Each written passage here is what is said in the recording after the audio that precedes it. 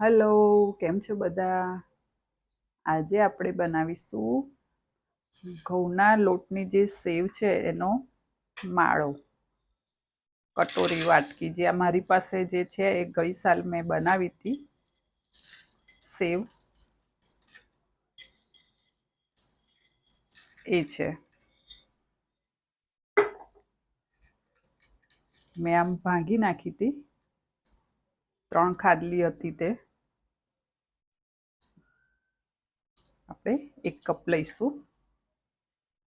Gas ચાલુ કરીશું. આ મેં એક તાંસળું લીધું છે નોનસ્ટિક, એમાં આપણે 1 ચમચી ઘી મૂકીશું. અમે કાલે ગ્રહણ હતું એટલે ડાબ મૂક્યો છે, અત્યારે હું લઈ રહી છું.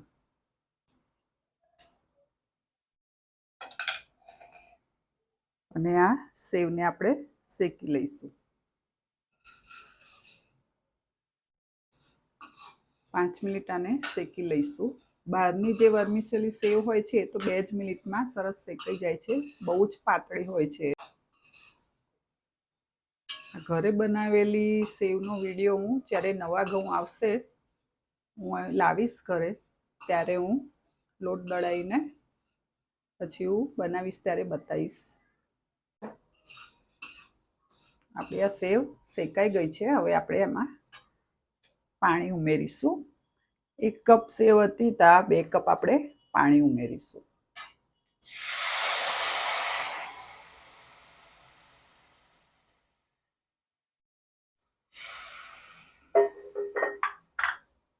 આપણે ચડવા દઈશું.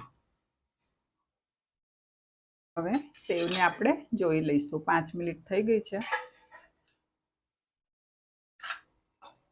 સરસ ચડી ગઈ છે. હવે આપણે એમાં ખાંડ ઉમેરીશું.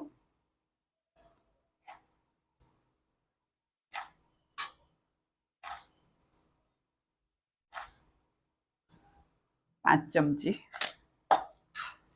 તમે જેટલું ગળપણ ખાતા હોય ગળાશ તે રીતે ઉમેરવાની. હવે 2 મિનિટ સુધી આપણે આને ખાંડ ઓગળે ત્યાં સુધી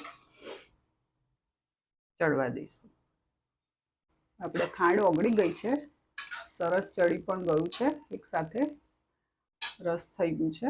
હવે આપણે ગેસ બંધ કરી દઈશું અને 2 મિનિટ સહેજ ઠળવા દઈશું. હવે આપણું આ 2 મિનિટ થઈ ગઈ છે. બહુ ઠંડુ નથી થવા દેવાનું એને. હવે આ મારી પાસે જે કાચના બાઉલ છે, નાની વાટકી, એમાં આપણે, સ્ટીલની પણ ચાલે, કોઈ પણ ચાલે, એમાં આપણે આ રીતે શેપ આપીને આમાં ભરી દઈએ. સરસ એવું બની જાય છે શેપ, માળો શેપમાં. અને સેટ થવા પછી મૂકી દઈશું.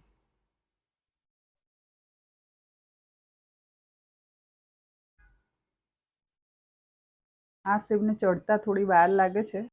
આ રીતે આપણે બીજી પણ બતાવી દઉં. આ રીતે સિલિકોન મોલ્ડ હોય જો તમારી પાસે, આ કોઈ પણ નાની વાટકી, એમાં પણ તમે આ રીતે શેપ આપીને બનાવી શકો છો.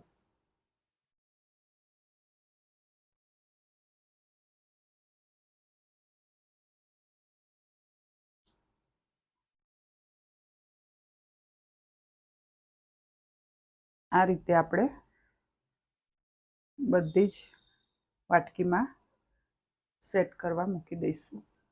હવે આ બધા જ મેં આમાં ભરી દીધા છે. હવે આપણે ફ્રીજમાં સેટ થવા મૂકીશું 15 થી 20 મિનિટ સુધી. અને આ 1.5 ચમચી મેં આમાં લીધું છે સેવ, એક વાટકીમાં. માળો સેટ થાય છે ત્યાં સુધી આપણે ઓટ્સ રબડી બનાવી દઈએ. ગેસ ચાલુ કરીએ,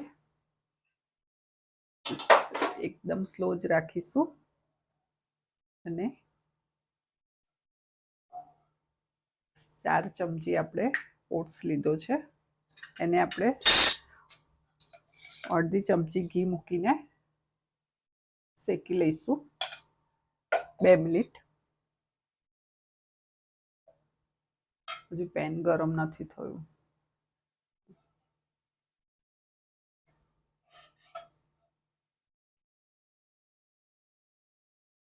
શેકાઈ ગયું છે.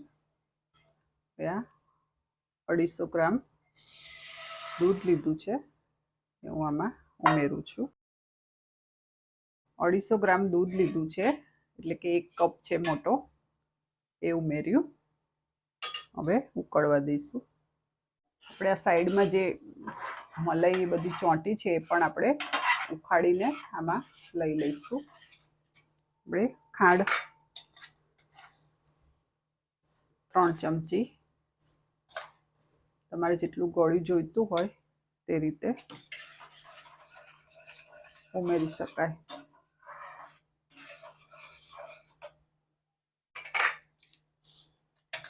આમાં 1 પિંચ કેસર,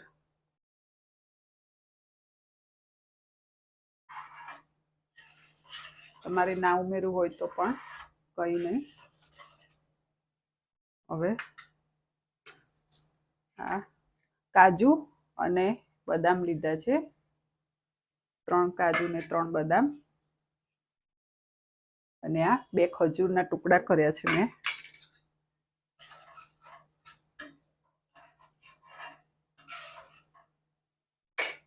આપણી આ રબડી, ઓટ્સની રબડી રેડી થઈ ગઈ છે.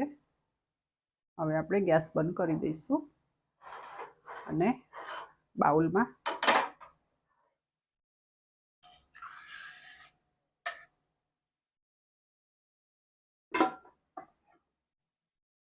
હવે આપણો માળો સરસ સેટ થઈ ગયો છે. હવે આપણે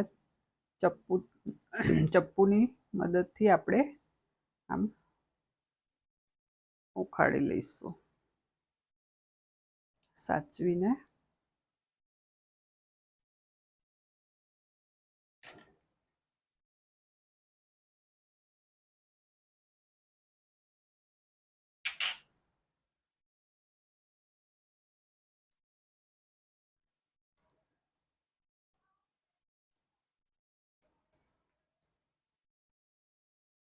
બહુ સરસ રીતે ઈજી નીકળી જાય છે.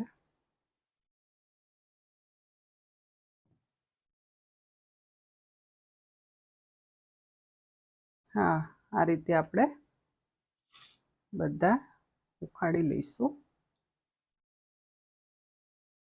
હવે આપણે આમાં બધા ઉખાડી લીધા છે મેં, રબડી મૂકીશું.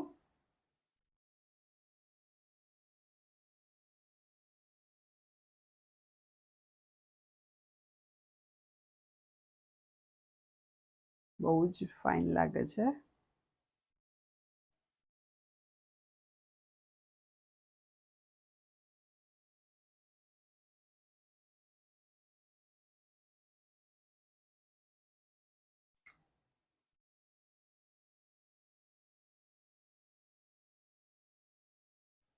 વિડીયો ગમ્યો હોય તો લાઈક કરજો, શેર કરજો અને ફોલો કરજો. Thanks for watching.